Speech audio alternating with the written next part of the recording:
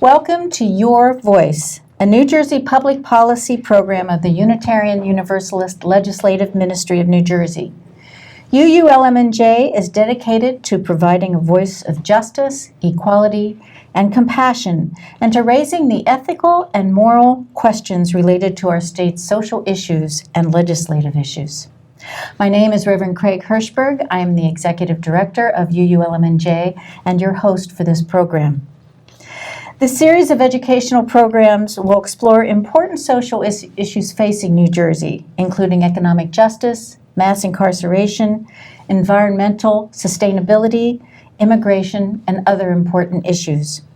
Today, we are exploring mass incarceration, which is commonly known as the new Jim Crow. This term was coined by Michelle Alexander, who authored the book, The New Jim Crow, Mass Incarceration in an Age Criminal of justice Color. reform an issue? Why is it important? And what may its relation be to other issues? Well, I would say what makes it important is its relation to all these other issues. Criminal justice reform, and in particular drug policy reform, impacts so many areas in terms of economic inequality, in terms of racial justice, in terms of the criminalization of pregnant women that we're seeing increasingly across the country, and in terms of voting rights. When you look today at so many, here in New Jersey, between 14 and 16% of African American men at any given time can't vote because they are on parole or probation. And this is one of the things that leads people to call the drug war and our current mass incarceration the new Jim Crow. So I think it is the intersection with all that makes it so important. I think it's also the absolute magnitude of it, right? The United States has 5% of the world's population, yet a quarter of the world's incarcerated population. And that's 2.3 million people, but that's not just 2.3 million people's lives disrupted. That's 2.3 million families' lives thrown into turmoil, 2.3 million communities destroyed. And so it's the absolute scope of it. It's also the fact that it doesn't impact all Americans on the same level, right? You have people of color making up about 30% of the United States population, but 60% of the prison population. So there are all those reasons it matters. But also to reinforce Roseanne's point, Reverend King famously talked about when he was condemning the war in Vietnam, he said, the bombs dropped in Vietnam explode at home. And what that meant was money spent on the war in Vietnam was money not being spent on programs of social uplift. So every dollar we spend on mass incarceration is a dollar we're not spending on healthcare. It's a dollar we're not spending on education. It's a dollar we're not spending on job training.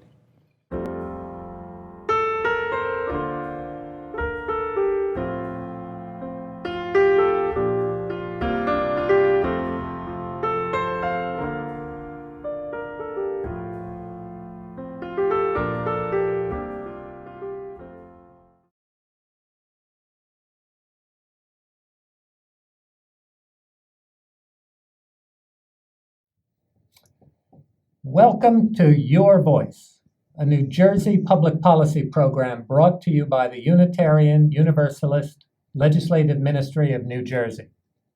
UULMNJ is dedicated to providing a voice for justice, equality, and compassion in public affairs. My name is Ted Fetter, and I chair the Immigration Task Force of the Legislative Ministry. I'm hosting today's program. For the whole series of programs, we are looking at New Jersey's issues like mass incarceration, economic justice, and environmental sustainability. But today, the focus is on immigration. And now we want to talk mostly about policies relating to the detention and deportation of immigrants who come to the United States. Papa, what can you tell us about your own experience? When did you come to the United States? First of all, I came to the United States. It was May 2000. Okay. And it was actually 15 years ago. And I had came here in order to go to school with a F1 visa. With a student visa? Yes. Yeah. I have been here ever since. as you can see. But And the visa ran out, obviously. yes, the And you visa stayed. actually ran out, and I have stayed like most of us. Like most of us that have immigration problems, we're here because we overstayed our visa. Mhm. That's the reason why I was taken into custody. That's the reason why I was in immigration detention. And that's the reason why I went through all these things that I went through because of an overstay visa. Okay. Not because of a crime or anything like that, but just because I want a better life in here. I know you were detained, starting in October of 2013. Were you ever detained before that Uh, for immigration?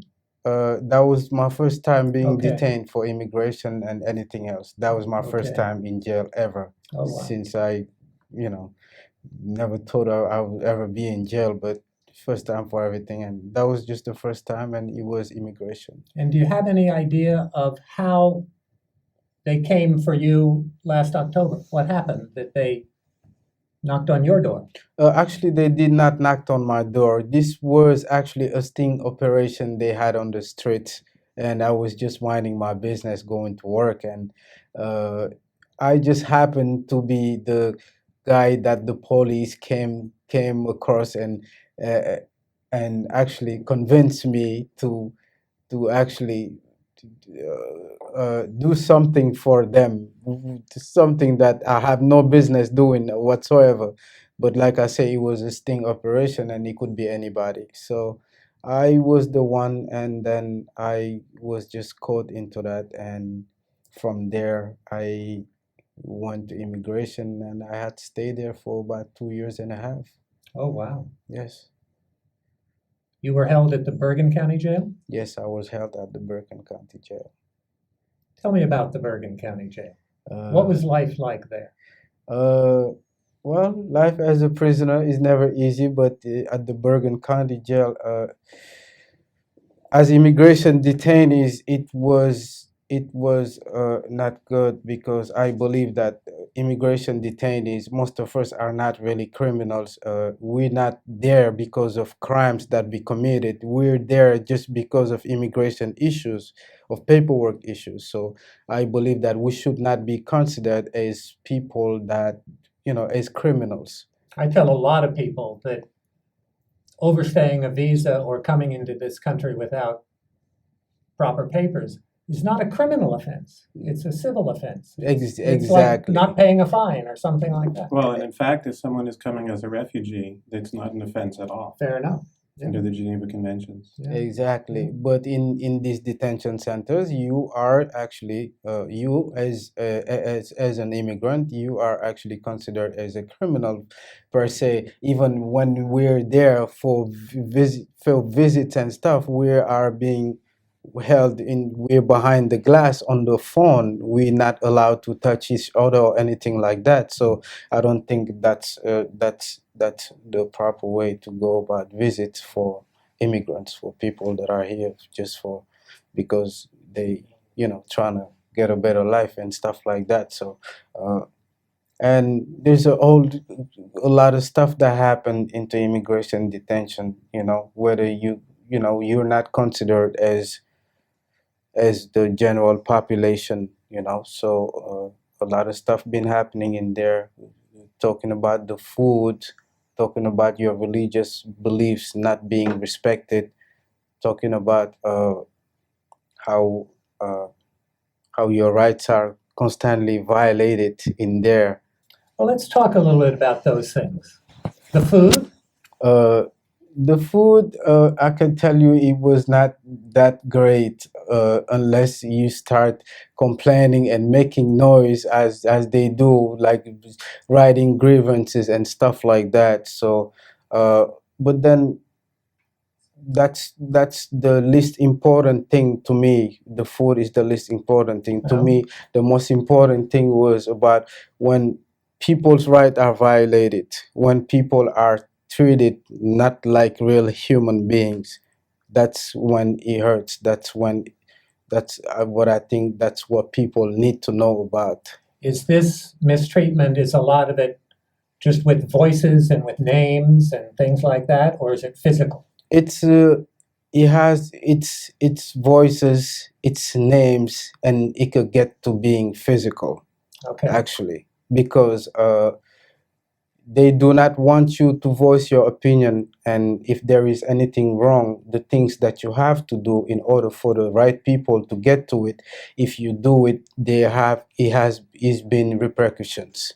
Repercussions. Exactly. So all those people that are writing grievances and complaining about things that has not being done right and everything else, a little later you will see they will try and get back at you. By clamping down on Exactly. something that you used to be able to do, that kind of thing. Exactly. They'll Things take that away something. exactly things that you've been entitled to, things that you have the right to have, they will take it away from you, and there is nothing really you could do about that. Papa, did you have a lawyer? I actually was my own lawyer. I had to be my own lawyer, so I So defended no is myself. the answer, I guess, Yes, right? yes, You I had to did do not your have own a- research. Exactly. So I was my own lawyer. So Did you have other immigrant detainees in Bergen County who were able to find a lawyer? there are couples, but not all of us were able to find lawyers. If few of us actually were able to find lawyers, and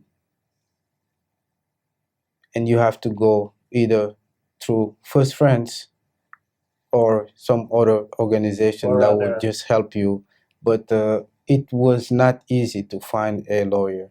Actually, the chances are like 95% of chances you would not find a lawyer. So most of the time, immigrants that are in there are either going outside, being deported, or they're not winning their Right. case. Right. They're not winning their case. It's luck for you to be able to get out of there and come I back want to here. talk about that in just a moment, Right. but there are two things that you Mhm. mentioned that I want to just very briefly get you the opportunity to talk about. One is you talked about not being able to exercise the religion Mhm. that prisoners wanted to exercise. Did that apply to you? Actually, some days, yes, because at a certain moment in time, uh, you know, as there are Christians in there that that goes to church, and there is a preacher, a pastor. There are Jewish people that goes to the synagogue, and there's the rabbi and stuff. So there are also Muslim people in there, but they was not able to have an imam to come and do Muslim services, and I did not think that was right, because uh, they saying that every faith has the right to exercise their religion, as it's all the same thing. So I did not see the reason why they wouldn't have an imam, and this was going on for about a year and something. So they finally found an imam after good. a year. After a year. Yes, after a year, but this has to be voiced, and some people had help with it, as like First Friends, and I had to go through First Friends, and they had helped accomplish that task. Well, that's the other thing I wanted to talk about for a moment. When did you contact First Friends? How did you find out about First Friends? And then when did you contact them? Actually, soon as I got there, since I did not really have a lot of families in here that I could contact it for visit, and I heard about this visitation program called First Friends. They have their flyers on the boards in our living headquarters and stuff. So I read it, and it says that you could call them for free over the phone, and you could write them letters. And so I have taken the address, and I wrote them a letter. I also called them, and for the first time. Actually, that was my first time making contact while I was in detention.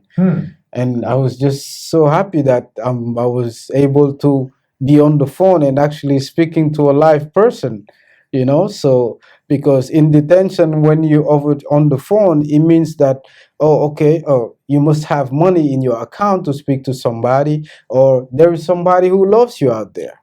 So it was a great feeling for me to speak to somebody, and that's how I get a hold of first friends, and I started talking to them, and I told them that I did not have anybody to come visit me and stuff, and sure enough, first friends.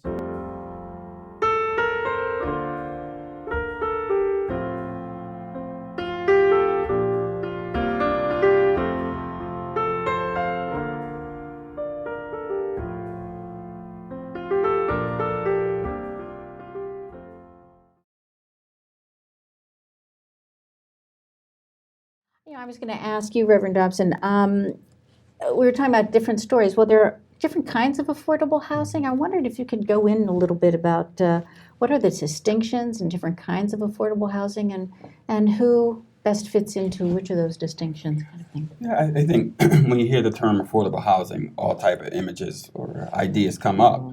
Affordable housing encompasses what we call Section 8 housing, which is a voucher program administered through HUD that gives it to each state. So the Housing Urban Community Development gives it to each state, and they administer it as a voucher program. Vouchers allow people to make a choice to whether they can move around to find residents that they like in different communities. Then you have the low-income housing as well. That is usually for those who are working, who are not making enough to afford rent. And sometimes you have people on fixed incomes like seniors, as well as special need individuals who are considered low-income individuals as well.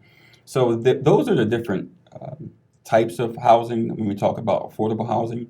And the term affordable housing, it gets very confusing because people seem to think that it's just for low-income people, minorities, but it's actually affordable housing, particularly here in New Jersey, depends on the area median income.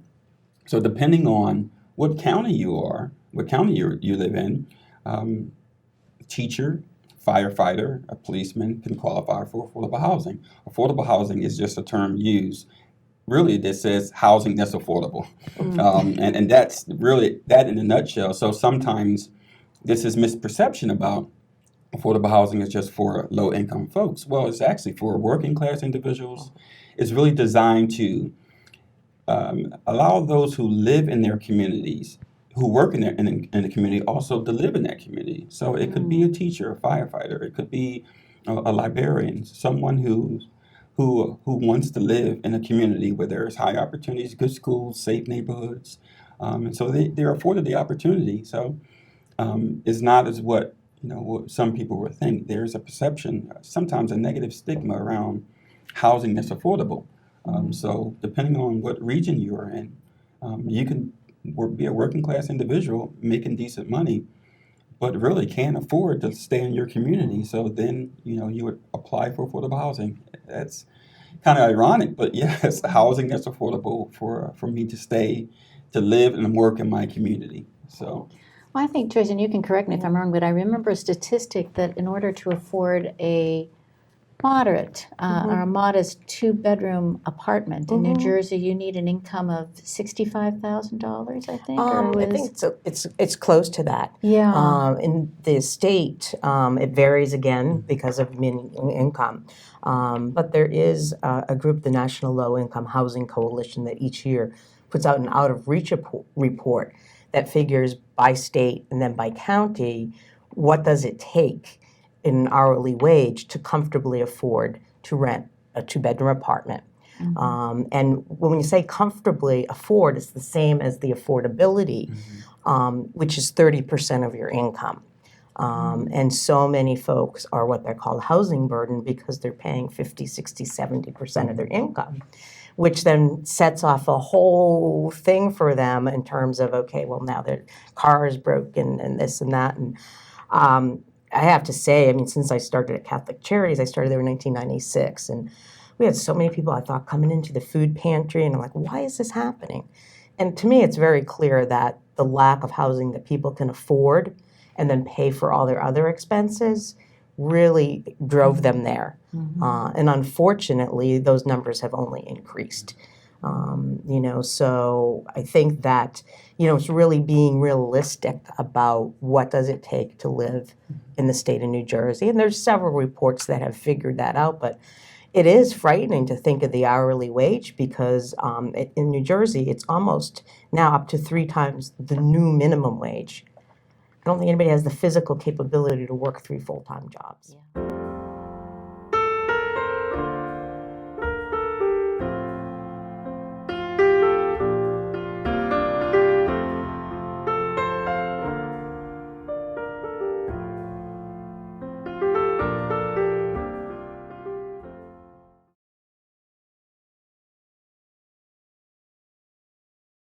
are people who still don't believe that climate change is that important.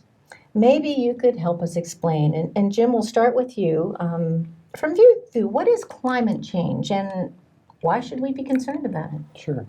Well, climate change is essentially probably one of the single largest issues facing our society today, and where we're seeing shifts in temperature patterns and other things that are creating more opportunities for extreme weather events are probably the most direct things that people can see how this impacts us.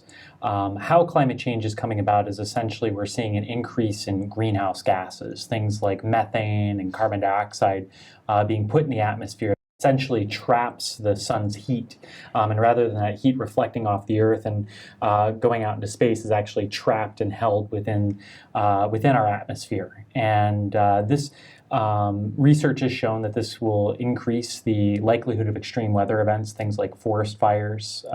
What we've experienced recently, events like Hurricane Sandy, things like Hurricane Katrina. We can't necessarily peg any one of these incidences to climate change, but we're certainly seeing an increase of these events. Much has been reported. More directly, and we can see that the polar ice caps are melting and is creating a tremendous challenge for us to moving forward with climate change, and actually maybe exacerbating issues of climate change, where the ice caps, which tend to be white, would reflect more of the sun's energy out into space, or actually the ocean will absorb more of that heat in itself, and is starting a cycle which, if we don't act quickly, we may be unable to reverse. And so the action that's needed on climate change is really something that we can't wait along for much longer. And in terms of what we can do about it, I think that there are some really important steps that we can take policy-wise to address climate change. And one is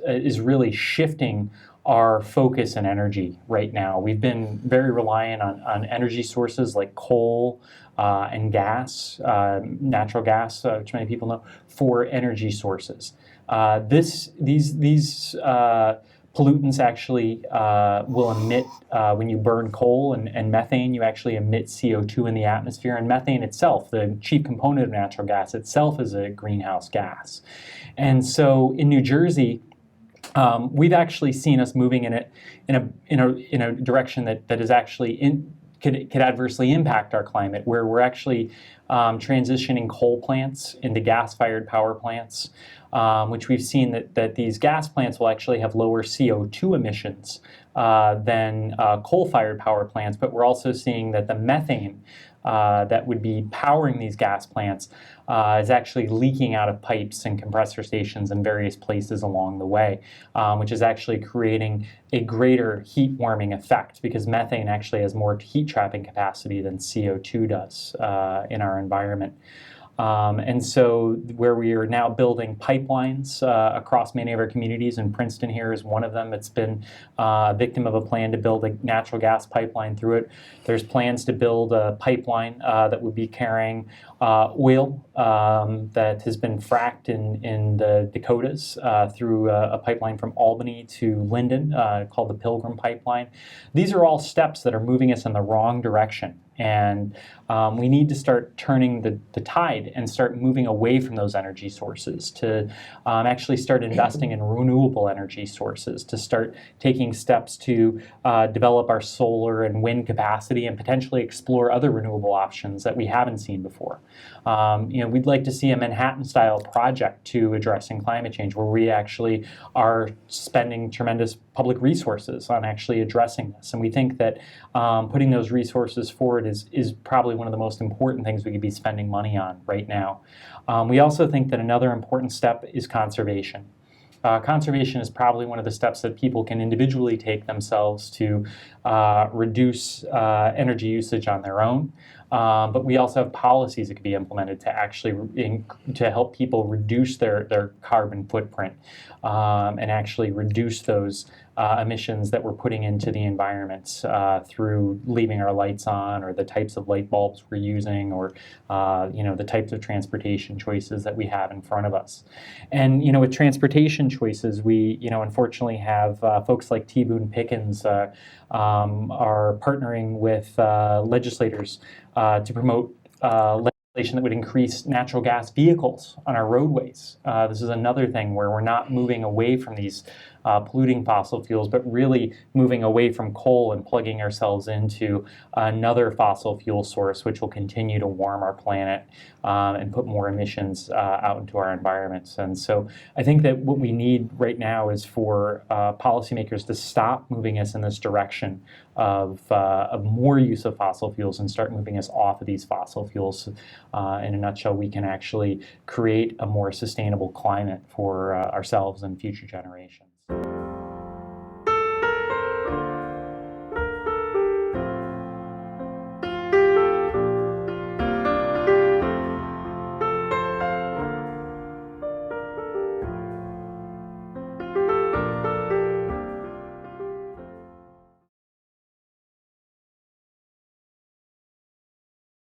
County prosecutors, the Office of the Public Defender, what everyone agreed is we need to transition from a system that makes determinations of release or incarceration based on resources, which is our current system, to a system that makes those determinations based on risk. And the Senate and the Assembly just passed bills that would do just that. We expect the governor to sign it imminently. And that's a real opportunity to reduce part of our problems with mass incarceration. It's not enough, and it's going to take some real hard work to implement it the right way. But that's certainly a step in the right direction, and that's actually something that's going to come to the voters in November. There's a constitutional amendment that is, its passage is required in order to effectuate this bill, and that'll come to the voters in November. Can you explain why it's necessary to effect the bill? So New Jersey's constitution since 1949 has provided that all people charged with crimes have a right to bail in all but capital cases. And capital cases used to be a kind of broad category, and fortunately we've whittled that down, and then we whittled it down to nothing.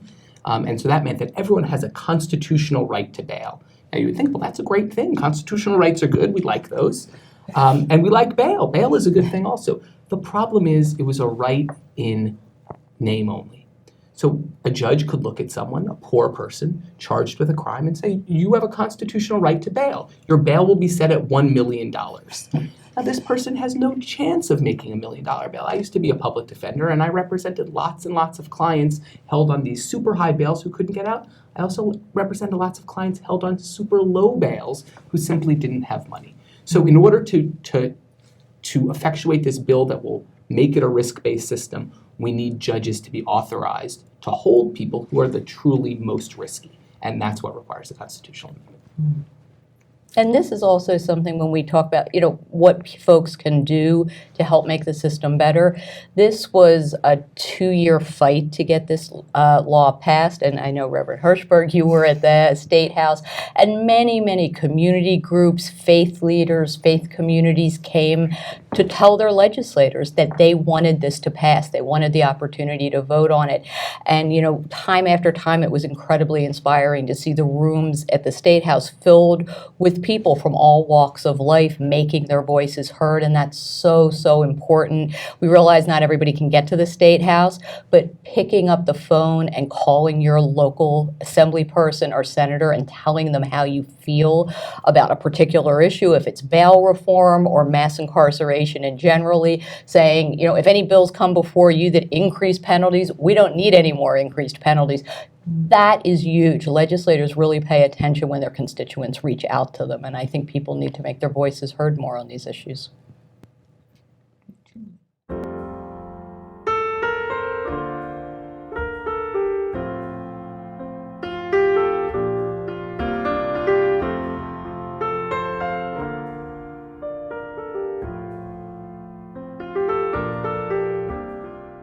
The rates of incarceration in this country over the last 100 years, from the early 1900s, they were, up until the 1970s, flat. Our rates of incarceration were flat. We got to the mid-1970s, and all of a sudden, the rates of incarceration went off the charts. And I don't think it's a coincidence that this happened right at the time, at the height of the civil rights movement, when so many rights had been won, voting rights and access to economic opportunities and all these types of things. And then you saw this phenomenon of mass incarceration and the new Jim Crow come in and reverse a lot of those gains, particularly in poor communities of color. And so there is absolutely a connection to this, and it's gotten to the point where we have become infamous in terms of this around the world when people look at our rates of incarceration and the disproportionate impact it has on communities of color. This is something that, in order to hold our heads up in this world, we need to fix. Infamous is a good word to describe it. I mean, again, the scope of it is huge, even for white people. Every one in roughly 105 or so white people goes to prison, whereas 1 in every 18 African Americans is in prison right now. That's an astonishing fact. The fact that an African American male has a 1 in 3 chance of being in prison at some point in his lifetime is a...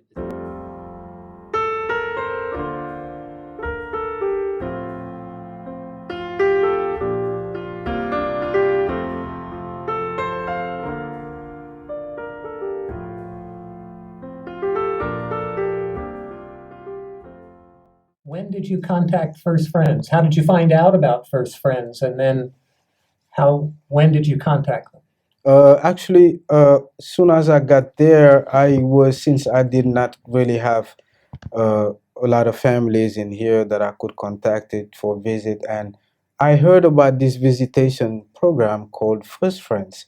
They have their flyers on the boards in our living headquarters and stuff. So I read it, and it says that you could call them for free over the phone, and you could write them letters. And so I have taken the address and I wrote them a letter. I also called them, and for the first time, actually, that was my first time making contact while I was in detention.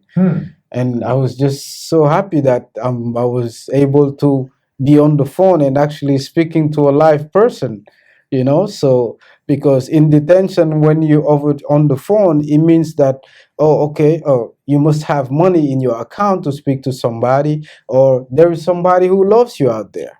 So it was a great feeling for me to speak to somebody, and that's how I get a hold of First Friends, and I started talking to them, and I told them that I did not have anybody to come visit me and stuff. And sure enough, First Friends wrote me a letter, a nice card, and told me that just to hang in there, just words of encouragement and stuff. So by the next 2 weeks, I had somebody coming to visit me. Good. Yeah, coming to visit me.